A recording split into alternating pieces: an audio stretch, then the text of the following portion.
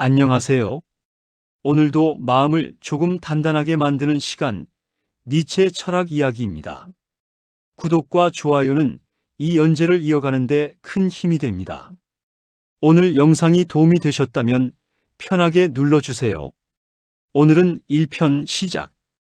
니체가 말한 인생의 태도, 힘든 삶을 어떻게 견디는가를 함께 이야기해 보겠습니다.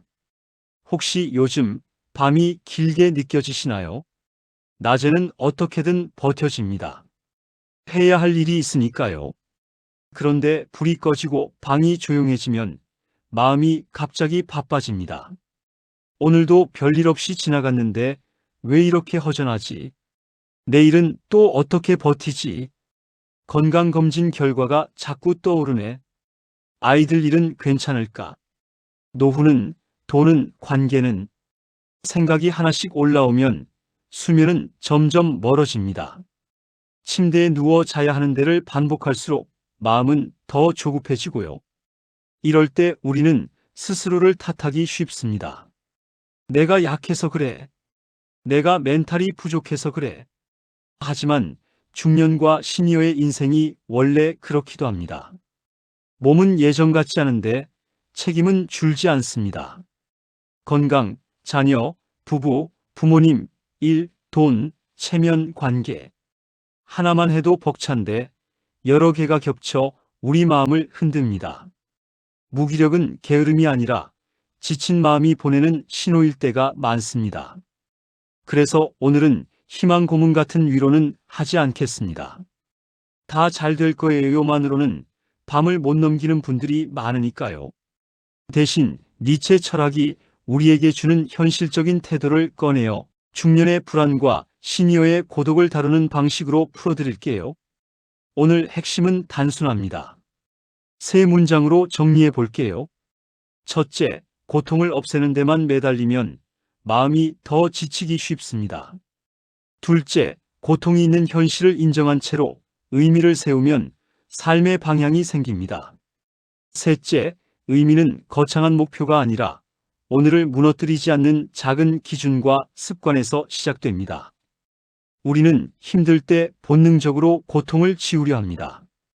불안을 없애고 싶고 생각을 멈추고 싶고 마음이 편해졌으면 좋겠습니다. 그 마음은 너무 자연스럽습니다.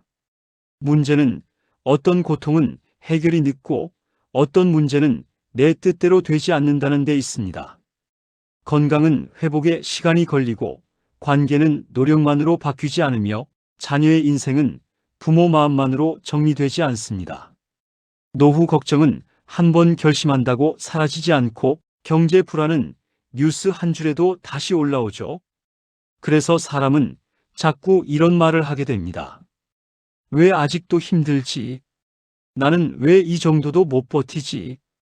그런 자책이 길어질수록 자존감이 깎이고 마음은 더 불안해집니다. 니체는 바로 그 지점에서 방향을 바꾸라고 말합니다. 니체 철학에서 중요한 건 고통이 사라진 뒤의 행복이 아닙니다. 고통이 있어도 인생을 무너뜨리지 않는 태도, 즉 마음을 다시 세우는 방식입니다. 니체는 삶을 예쁘게 포장하지 않습니다. 인생에는 원래 불안이 있고 상처가 있고 후회와 분노도 있습니다. 그러니 나는 왜 이러지라는 질문을 조금 내려놓고 그래도 나는 어떻게 살고 싶지라는 질문을 올려보자고요. 니체는 인간에게 힘이 필요하다고 말하지만 그 힘은 남을 이기는 힘이 아니라 내 삶을 포기하지 않게 붙잡는 힘에 가깝습니다. 그리고 그 힘이 가장 필요한 순간이 언제냐 하면 바로 고통이 사라지지 않을 때입니다. 그때 우리는 두 가지 길 앞에 서게 됩니다. 하나는 고통을 부정하며 끝없이 싸우는 길. 다른 하나는 고통을 인정한 채로 내 삶의 방향을 세우는 길. 여기서 니체를 떠올리면 좋은 단어가 하나 있습니다. 운명이라고도 부르는 태도인데요. 어렵게 생각하실 필요 없습니다. 뜻은 이 정도로만 기억하시면 됩니다. 내가 바꿀 수 없는 현실을 미워하며 소모되기보다 그 현실 위에서 내가 할 수 있는 선택을 찾아 삶을 세운다. 고통을 좋아하라는 말이 아닙니다. 고통을 미화하라는 말도 아닙니다. 고통이 있다는 사실 때문에 내 인생을 통째로 포기하지 말자는 말입니다. 니체의 말이 종종 이렇게 요약되기도 합니다. 살아갈 이유가 있는 사람은 어떤 방법도 견딜 수 있다. 여기서 왜는 거창한 사명이 아닙니다. 중년과 시니어에게 왜는 대개 아주 생활적인 것에서 시작됩니다. 아침에 일어날 이유 하나, 오늘을 버틸 이유 하나, 내 마음을 지킬 이유 하나. 그 작은 왜가 있으면 불안이 완전히 사라지지 않아도 마음이 덜 휘청거립니다. 예를 들어 이런 장면이 있어요. 은퇴 후 달력이 갑자기 비어버린 분들이 있습니다. 처음 며칠은 이제 좀 쉬겠다 싶다가도 어느 순간 허전함이 몰려옵니다. 낮에는 TV를 켜두고 시간을 보내는데 밤이 되면 생각이 많아집니다. 내가 이제 뭘 하지? 내가 쓸모없는 사람이 된 건가? 이때 니체식 의미는 대단한 목표를 세우자가 아니라 내일 아침을 여는 작은 약속을 하나 만들자에 가깝습니다. 예를 들면 오전 9시에 동네 한 바퀴 걷기, 시장에서 반찬 한 가지 사서 가족과 나누기, 화분에 물 주고 창문 열어 공기 바꾸기 같은 것들요. 작아 보이지만 이런 습관이 생기면 마음은 다시 리듬을 얻습니다. 리듬이 생기면 불안이 줄어들고 자존감이 천천히 돌아옵니다. 그리고 고통을 없애려는 마음이 강할수록 우리는 자기도 모르게 회피를 택하기도 합니다. 핸드폰을 끝없이 스크롤하고 늦은 시간까지 자극적인 영상을 보고 달달한 음식으로 마음을 달래거나 누군가와 비교하며 스스로를 깎아내리기도 합니다. 그 순간은 잠깐 편해 보이지만 다음날 마음이 더 무거워질 때가 많습니다. 니체가 말하는 태도는 이런 회피를 비난하는 게 아닙니다. 그저 이렇게 묻습니다. 지금 나를 편하게 하는 행동이 내일의 나를 또 살릴까? 이 질문 하나가 의미의 방향을 다시 잡아줍니다. 의미라는 단어도 마찬가지입니다. 의미는 거창한 사명, 대단한 성공이 아닙니다. 시니어에게 의미는 더 작고 더 단단한 형태로 옵니다. 오늘은 내 마음을 더 깎지 않겠다. 오늘은 내 몸을 함부로 쓰지 않겠다. 오늘은 비교 대신 내 속도를 지키겠다. 오늘은 관계에서 나를 소모시키지 않겠다. 이런 작은 기준이 의미가 됩니다. 의미는 기분이 아니라 방향입니다. 기분은 흔들려도 방향은 세울 수 있습니다. 방향이 생기면 자존감이 조금씩 회복됩니다. 나는 아직 내 삶을 포기하지 않았다는 감각이 남기 때문입니다. 이제 여러분의 일상과 닮은 세 가지 장면으로 가보겠습니다. 가족, 건강, 그리고 관계와 노후. 이 세 가지는 중년 시니어의 마음을 가장 자주 흔드는 주제이기도 합니다. 먼저 가족 이야기입니다. 자녀 걱정이 잠을 깨우는 밤. 낮에는 바쁘겠지 하고 넘어가던 일이 밤에는 커집니다. 연락이 늦으면 휴대폰을 몇 번이나 확인하고 메신저 읽음 표시가 없으면 마음이 조용히 내려앉습니다. 뉴스에서 사건 사고 소식이 나오면 괜히 심장이 쿵 내려가고요. 그렇게 걱정이 시작되면 곧 감정이 섞입니다. 미안함이 올라옵니다. 내가 더 잘했어야 했나? 후회가 따라옵니다. 그때 그 말을 하지 말걸. 분노도 섞입니다. 왜 저렇게 답답하게 사나? 이 감정들이 한꺼번에 올라오면 불안은 더 커지고 수면은 더 멀어집니다. 니체식으로 방향을 바꾼다는 건 자녀의 인생 전체를 오늘 밤에 해결하려는 마음을 잠시 내려놓는 겁니다. 대신 내가 할 수 있는 크기로 줄입니다. 예를 들어 부담 주지 않는 안부 한 줄. 요즘 괜찮니? 밥은 챙겨 먹고 있니? 길게 조언하고 설교하면 마음은 잠깐 풀려도 관계는 더 멀어질 수 있습니다.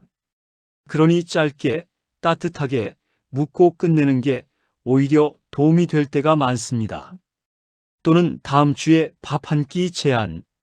시간 나면 얼굴 보자.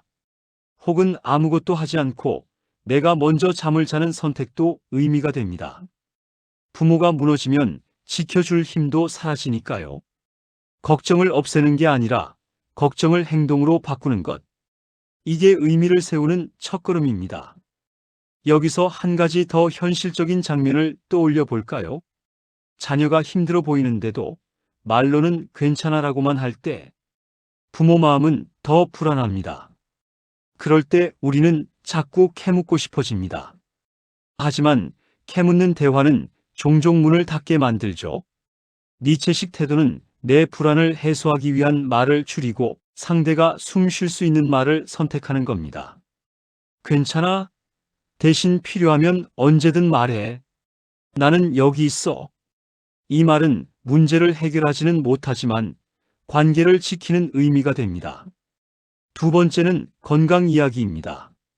몸이 불안해지면 마음도 무너지는 사람. 예전엔 금방 풀리던 피로가 오래가고 통증이 낯설어지고 검사 결과 한 줄이 머릿속을 맴돕니다. 병원 예약 날짜가 다가오면 괜히 예민해지고 약 봉지를 볼 때마다 내가 이렇게 됐나 하는 마음이 듭니다. 그러면 자연스럽게 노후 걱정이 붙습니다. 나중에 더 아프면 어떡하지? 내가 일을 못하면 생활은 어떡하지?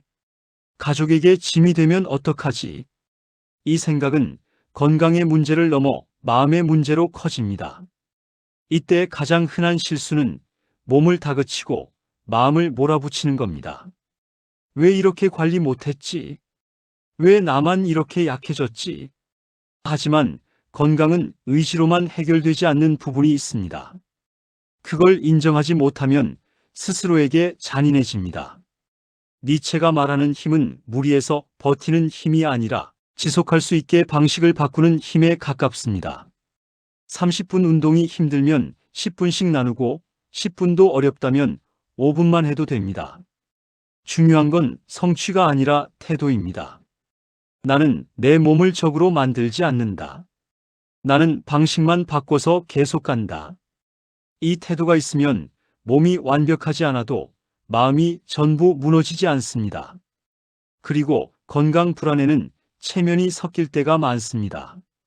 젊을 때처럼 일하지 못할까봐, 남들에게 약해 보일까봐, 그래서 더 무리하고, 더 숨기고, 더 참고요. 그런데 숨길수록 마음은 더 외로워집니다. 니체식으로는 이렇게 정리해 볼 수 있습니다. 나는 완벽해 보이기 위해 버티는 사람이 아니라 지속하기 위해 조절하는 사람이다. 이 관점이 생기면 나를 탓하는 시간이 줄고 회복에 쓸 시간이 늘어납니다. 세 번째는 관계와 노후 이야기입니다. 사람은 많은데 마음이 허전한 날, 모임에 다녀왔는데 집에 오면 더 쓸쓸해지는 밤이 있지요. 누군가의 말투가 자꾸 떠오르고 비교가 올라옵니다. 누구는 여행을 다니는데 나는 왜 이럴까? 누구는 자녀가 잘 되는데 나는 왜 걱정만 늘지?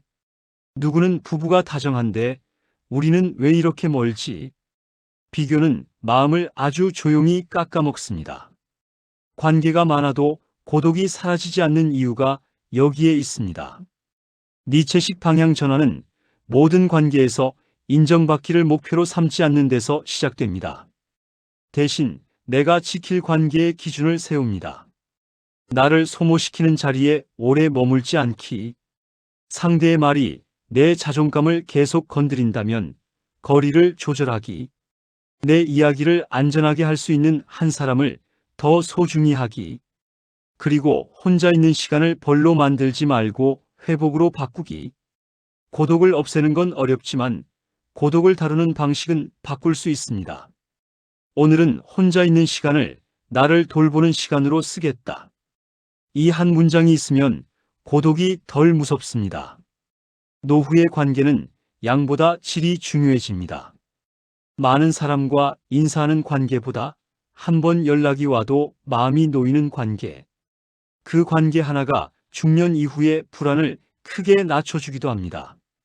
그러니 관계를 늘리려 애쓰기보다 나를 살리는 관계를 지키는 쪽으로 방향을 세워보는 것이 좋습니다. 그게 니체식 의미입니다. 관계를 채우는 게 아니라 관계를 세우는 것. 여기서 오해하기 쉬운 지점이 하나 있습니다. 그럼 니체는 고통을 그냥 참으라는 말인가요? 아닙니다. 니체의 태도는 체념이 아닙니다. 아프면 치료를 받아야 하고, 위험한 관계라면 거리를 둬야 하고, 경제적으로 막막하면 도움을 찾아야 합니다. 현실적인 조치를 포기하라는 뜻이 아닙니다. 다만 조치를 해도 바로 해결되지 않는 고통이 있을 때 마음까지 함께 무너지지 않도록 방향을 세우자는 겁니다. 고통을 미화하지도 부정하지도 않고 현실로 인정한 채로 기준을 세우는 것. 그것이 니체가 말한 견디는 태도입니다. 그럼 오늘 당장 가능한 습관, 아주 작은 실천을 3가지 드릴게요. 하나만 골라도 충분합니다. 첫째, 밤에 생각이 많아질 때 억지로 멈추려 하지 말고 3분만 적어보세요. 종이에 오늘 나를 힘들게 한 생각을 3줄로 적고 내일 내가 할 수 있는 가장 작은 행동을 1줄로 적습니다. 그리고 마지막으로 지금은 자는 시간, 내일 다루자라고 써보세요. 해결하려는 게 아니라 생각을 자리 이동시키는 겁니다. 머릿속에서 내려와 종이에 앉으면 생각은 조금 얌전해집니다. 수면을 부르는 건 완벽한 해결이 아니라 마음의 출입문을 닫는 작은 장치일 때가 많습니다. 둘째, 의미 문장 하나를 정해서 아침과 밤에 한 번씩 읽어보세요. 고통을 지우지 못해도 방향은 세울 수 있다. 오늘은 내 마음을 더 깎지 않겠다. 나는 내 삶을 포기하지 않는다. 짧은 문장 하나가 흔들릴 때 돌아갈 곳이 되어줍니다. 이건 자기 최면이 아니라 마음을 붙잡는 기준입니다. 기준이 생기면 불안은 조금 줄고 자존감은 조금 살아납니다. 셋째, 하루 10분 내가 통제하는 시간을 만들어 보세요. 10분 걷기, 10분 스트레칭, 설거지 10분, 따뜻한 물 한 컵을 천천히 마시는 10분. 성과를 내려고 하지 마세요. 내가 내 시간을 다루고 있다는 감각이 목표입니다. 통제할 수 없는 일들이 많을수록 통제 가능한 작은 구역이 마음을 살립니다. 이런 작은 습관이 쌓이면 불안 속에서도 인생의 방향이 조금씩 선명해집니다. 여기에 보너스로 걱정 예약이라는 방법을 덧붙여도 좋습니다. 내일 낮 시간 중 10분만 정해두고 그때만 걱정을 펼쳐보는 겁니다. 예를 들어 내일 11시 10분, 걱정 10분처럼요. 밤에 불안이 올라오면 이렇게 말해봅니다. 너는 내일 11시에 만나자. 지금은 자는 시간이다. 처음에는 어색하지만 반복하면 마음이 걱정의 출입문을 조금씩 배웁니다. 수면을 방해하는 건 걱정의 존재보다 걱정이 밤을 통째로 잡아먹는 구조일 때가 많으니까요. 그리고 가능하다면 오늘만큼은 잠자기 30분 전 휴대폰을 한 걸음만 멀리 두어보세요. 완벽히 끊으라는 말이 아닙니다. 다만 화면에서 눈을 떼는 시간이 10분만 생겨도 마음은 훨씬 덜 자극받습니다. 그 10분 동안 따뜻한 물 한 모금, 가벼운 스트레칭, 조용한 음악 한 곡. 이 작은 준비가 불안한 밤을 조금 덜 흔들리는 밤으로 바꿔줍니다. 오늘 이야기의 결론을 다시 한번 부드럽게 정리해 보겠습니다. 고통을 없애고 싶은 마음은 자연스럽습니다. 하지만 고통이 사라지지 않는 날이 더 많습니다. 그럴 때는 이기는 법보다 견디는 태도가 필요합니다. 그리고 그 태도의 중심에는 의미가 있습니다. 의미는 거창한 목표가 아니라 오늘을 무너뜨리지 않는 작은 기준과 습관에서 시작됩니다. 지금 이 영상을 듣는 분께 조용히 말씀드리고 싶습니다. 요즘 마음이 자주 흔들린다고 해서 인생이 실패한 게 아닙니다. 불안이 올라온다고 해서 내가 약한 사람이 되는 것도 아닙니다. 그저 지금은 피곤한 시기일 수 있습니다. 그런 시기엔 더 큰 결심보다 더 작은 선택이 필요합니다. 오늘 밤은 완벽한 잠이 아니라 조금 덜 불안한 밤이면 충분합니다. 그리고 그 조금은 분명히 값집니다.